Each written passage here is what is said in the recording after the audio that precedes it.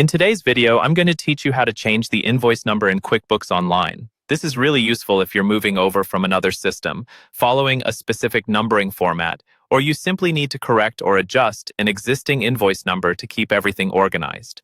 Let's start by adjusting your settings, so QuickBooks actually allows you to edit invoice numbers.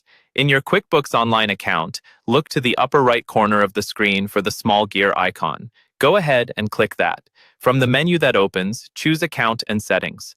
This is where you control many of the core behaviors of your QuickBooks, including how your sales forms behave. Once you're in Account and Settings, look at the menu on the left-hand side and click on the Sales tab. The Sales tab controls things like invoices, sales receipts, and estimates.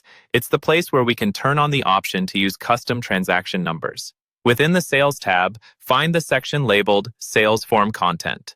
On the right side of that section, you'll see a small pencil icon. Click that pencil icon or click directly on the row to open up the edit options for your sales forms. Here, look for the setting called Custom Transaction Numbers. This is what allows you to manually change invoice numbers instead of having QuickBooks automatically assign them. Turn this switch on. When this is enabled, you'll be able to type in your own invoice numbers for individual invoices. After you've turned on custom transaction numbers, click Save in that same section, and then click Done at the bottom of the Account and Settings window.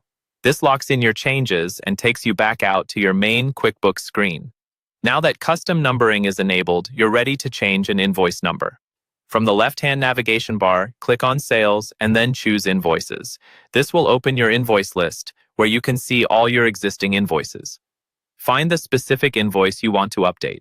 When you see it in the list, either click the Edit option on the far right or simply click directly on the invoice number itself to open it. Once the invoice is open, look for the field labeled Invoice No. Click into that field, delete the existing number if needed, and type the new custom invoice number you want to use.